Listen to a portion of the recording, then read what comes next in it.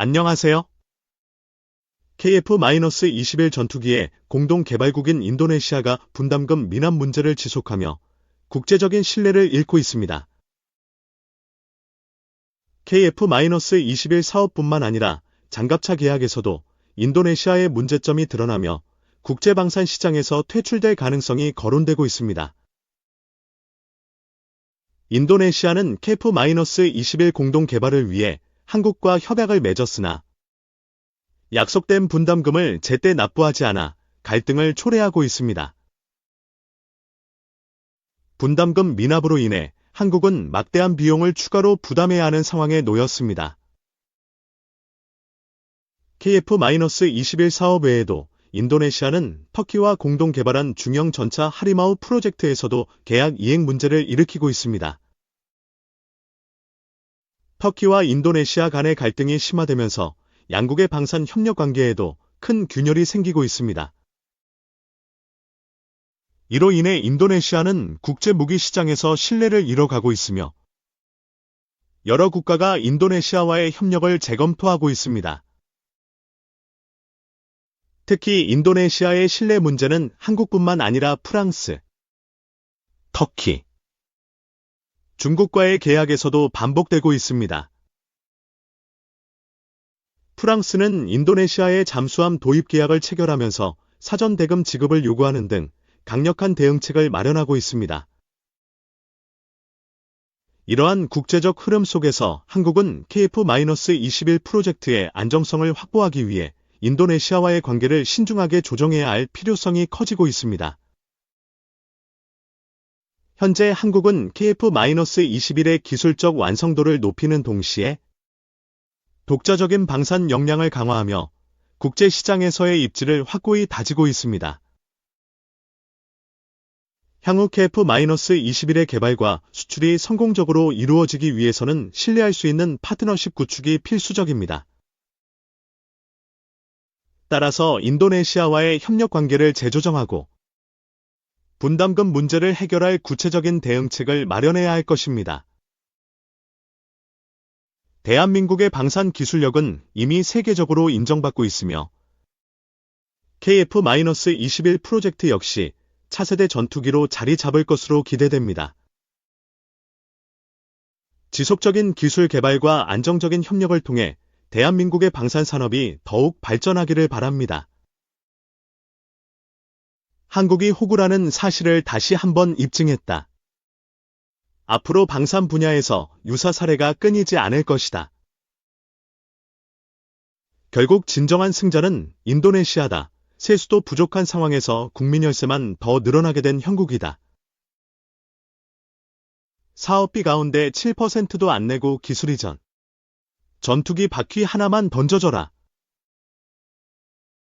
한국 정부가 4.5세대 한국형 전투기 KF-21 보람에 공동개발국인 인도네시아가 대해 요구대로 분담금을 3분의 1 수준으로 깎아주기로 하면서 언론사 게시판 등에서 나타난 반응들이다.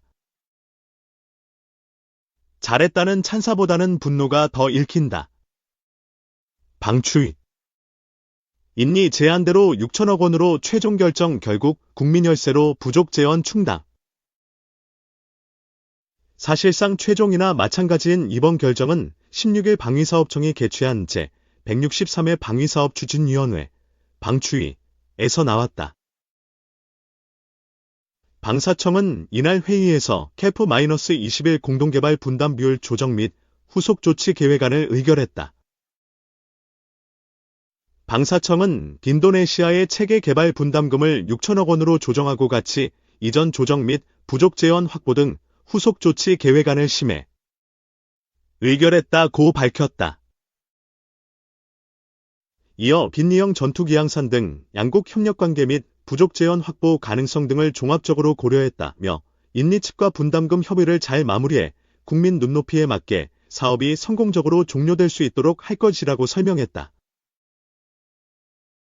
방사청 관계자는 부족 재원은 업체와 정부가 공동 분담할 것이며 정부가 더 부담하는 식으로 갈 것이라며 기술 이전도 6천억 원 범위에서 하는 것으로 의결됐다고 전했다.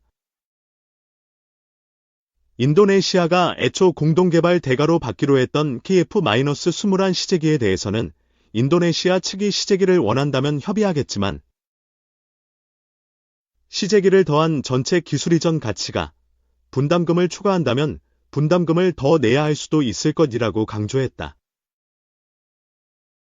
인니 지불 어려우니 3분의 1만 받고 싫으면 관둬라. 무장을 제외한 KF-21 개발비는 8조 1천억 원이다. 이에 따라 한국 정부, 한국항공우주산업, K제작사, 인도네시아의 분담 비율은 각 60%, 20%, 20%로 당초 설정됐다. 2016년 체결한 계약에 따르면 인도네시아는 KF-21 개발비 가운데 20%인 1조 6천억 원을 개발 사업이 끝나는 2026년 6월까지 납부해야 한다. 분담금을 납부하면 기술 일부를 인도하는 조건이다. 기술을 전수받으려고 인도네시아는 KF-21의 양산을 담당하는 한국항공우주산업의 기술진도 파견했다. 그러나 인도네시아의 진상짓은 이내 나타났다. 계약 첫 해에만 500억 원을 정상 납부했을 뿐 이후에는 미납을 거듭했다. 경제 여건 악화에 따른 예산 부족, 한국의 소극적인 기술 이전 태도, 기대 이하의 성능 등 터무니없는 트집을 내세워 납부를 사실상 미뤄왔다. 현금 대신 식용유의 원료인 파미로 내겠다는 조건도 제시했다. 온갖 진상짓을 하면서 낸 누적 납부액은 3천억 원에 불과한 것으로 알려졌다. 이 와중에 카에 파견된 기술진 일부가 KF-21의 3차원 설계도 프로그램 겸 핵심 기술인 카티아를 유출한 혐의로 적발돼 수사를 받고 있는 실정이다. 복수의 정부 소식통은 최근 인도네시아가 이미 납부한 KF-21 개발 분담금 3천억 원 외에 2026년까지 3천억 원을 추가로 납부해 총 6천억 원을 내겠다고 제안했다고 밝혔다. 이런 와중에도 인도네시아는 비상식적인 행태를 보였다. 인도네시아는 전력 현대화를 빌미로 미국으로부터는 F-15X 전투기 24대와 S-70m 블랙호크 헬기 24대를 도입하기로 했다. 프랑스로부터도 라팔 전투기 42대를 도입하기로 발표했다. 미국과 프랑스 관련 방산업체들은 한국 사례를 보면서 인도네시아에게 현금 결제를 하지 않으면 계약이고 뭐고 없다며 강경한 자세로 나왔다. 결국 인도네시아는 이에 굴복해 미국과 프랑스의 이런 조건을 받아들였다. 더 황당한 일은 카타르로부터의 미라지 전투기 도입건이다. 인도네시아는 카타르로부터 운용연수가 30년이 다 되어가는 중고 미라지 2000- 전투기 12대를 올 연말까지 도입해 실전 배치하기로 했다고 밝혔다. 구매의 규모는 7억 3,450만 달러, 약 1조 원으로 알려졌다. 비용 절감으로 분담금은 5천억 원 수준 보람의 인기 확보에 있니 상당 기업. 그러나 인도네시아는 끈질기게 재정난을 이유로 6천억 원만 납부하겠다는 제안을 전달해왔다. 고심하던 정부는 분담금 납부가 지연되면 개발 일정에 영향을 줄 수 있다는 판단에 따라 제안을 수용했다는 게 관련 소식통의 설명이다. 소식통은 KF-21 개발 비용이 당초 8조 1천억 원으로 책정됐지만 개발 과정에서 비용 절감이 이뤄져 7조 6천억 원으로 5천억 원 줄어들 것으로 내다봤다. 이에 따라 인도네시아의 분담금을 1조 6천억 원에서 6천억 원으로 깎아주더라도 충당해야 할 부족분은 1조 원이 아닌 5천억 원이 될 것으로 소식통은 예상했다. 한편 인도네시아의 방위 전문 매체인 조나자카르타는 한국이 인도네시아의 분담금 간축 요청에 동의한 것은 이달 8일이라고 전했다. 조나자카르타는 이어 이 사업에 대한 인도네시아의 기여율은 7%에 불과하지만 한국이 필리핀, 페루 등 KF-21기에 대한 다른 나라들의 인기를 획득하는데 인도네시아의 기여도가 상당하다고 주장했다. 한 방산시장서 국제옥으로 자리매김 인리 전술 답습 우려. 전문가들은 이번 사례로 한국이 국제방산시장서 혹으로 자리매김하지 않을까 가장 우려한다. 2020년 우크라이나 전쟁으로 K-9 자주포, K2 흑표 전차, 천무 다연장 로켓, K-50 경공격기, 천공 미사일, 레드백 장갑차, 잠수함, 초계함 등 K방산의 수출 실적이 괄목할 수준으로 늘어났다. 이미 한국은 프랑스와 독일을 제치고 사실상 국제 방산시장에서 4위로 우뚝 섰다. 이에 유럽의 전통적인 방산 강국인 프랑스와 독일의 견제도 만만찮다. 특히 폴란드에 대한 한국 방산 수출은 프랑스와 독일의 심기를 건드린 차원을 벗어나 아예 위협 수준으로 등장했다는 게 정설이다. 그러나 최근 폴란드도 가성비 좋은 한국 무기들을 대거 도입하면서 사실상 한국의 수출 금융에 거의 전적으로 의존하려는 계획을 드러낸 실정이다. 한국이 금융 지원을 확대하지 않으면 수입을 줄일 수밖에 없다는 선포나 마찬가지다. 또 절충교역을 빌미로 산악을 위주로 하는 한국 전장 환경에 잘 맞지 않는 폴란드제 무기체계 수입도 압박하는 상황이다.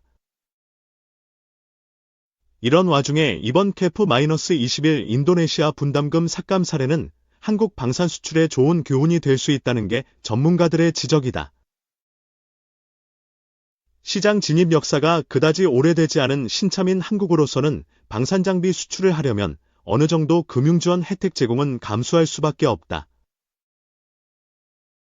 그러나 인도네시아처럼 아예 베제라 전술기나 벼랑 끝 전술 카드를 중간이나 마지막 단계에서 내놓을 경우 한국으로서는 울며겨 자먹기식으로 수용할 수밖에 없다는 이야기다. 가성비는 물론이고 빠른 납품까지 보장하는 한국제 장비를 수입하거나 공동 개발하려는 나라들로서는 인도네시아의 마케팅 전술은 아주 효과적인 것으로 인식된다는 얘기다. 전문가들은 결국 인도네시아에 대한 방추위의 이번 결정은 아주 나쁜 선례로 남을 것이라면서 수출 확대도 좋지만 과연 실익이 있는지를 다시 한번 곰곰이 살펴보는 계기가 됐으면 한다고 입을 모았다. 한마디로 더는 호구짓을 용인해서는 안 된다는 얘기다. 3. 이유. 우크라이나에 200억 유로 추가 지원 추진. 미러 일방통행 견제. 유럽연합, EU. 이 우크라이나에 대해 200억 유로, 약 30조 990억 원 규모의 추가 군사 지원안을 준비하고 있다. 미 정치 매체 폴리티코 등은 21일, 현지 시간, 이번 지원안의 포탄과 미사일과 같은 군사 물자뿐만 아니라 정무와 경제 운영에 필요한 현금 지원이 포함됐다며 이같이 전했다. 지원안은 오는 24일 벨기에 브뤼셀에서 열리는 EU 외무장관 회의에서 집중 협의가 이루어질 것으로 보인다. 이날은 2022년 러시아의 우크라이나 침공으로 전쟁이 발발한 지 3년이 되는 날이다. EU는 이 회의에서 원칙적인 합의를 도출하는 것을 목표로 하고 있다. 우크라이나에 대한 추기 무기 공급은 에스토니아 총리를 역임한 카야 칼라스 EU 외교안보고위 대표가 조율하고 있으며 이전의 군사 원조 규모를 뛰어넘는 것을 목표로 하고 있는 것으로 전해진다. 다만 헝가리 등 몇몇 국가들이 우크라이나에 대한 추가 군사 지원에 부정적인 입장을 보이고 있다. 23일 조기 총선을 독일도 국내 정치 상황을 고려할 가능성이 있어 지원안 논의가 예상보다 지연될 수 있다는 관측도 나온다.